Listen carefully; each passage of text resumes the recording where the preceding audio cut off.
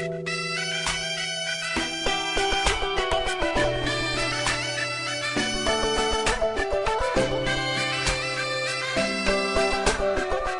yaxşı ki tez ayıldım.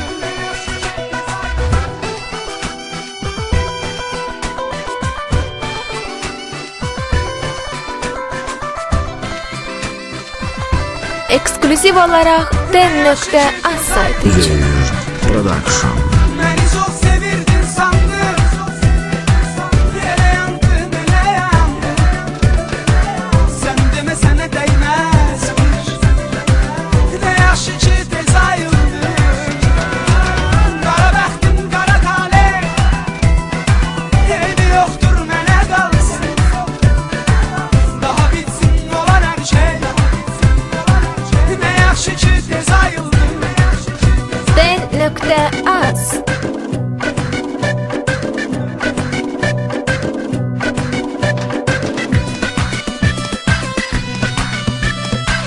Deyirəm öz-özmə hərdən.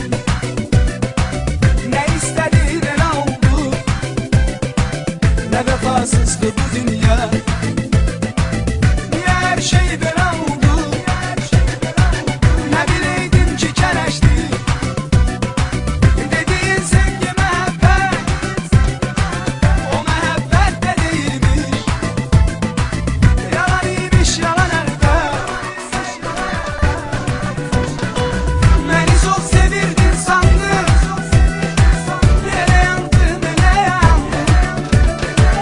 Sen demesene değmezmiş. Ne yaxşı ki tez ayıldım. Kara bəxtim, kara talih. Eybi yoktur mənə qalsın. Daha bitsin olan her şey. Ne yaxşı ki tez ayıldım.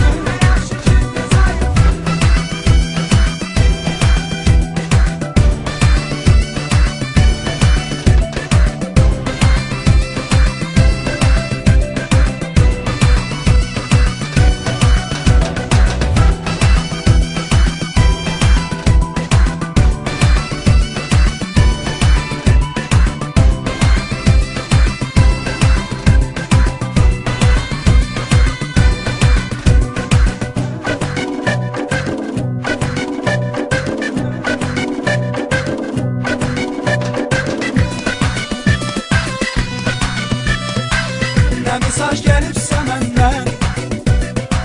Saxlaması telefondan. Silmişəm hamısını məndə.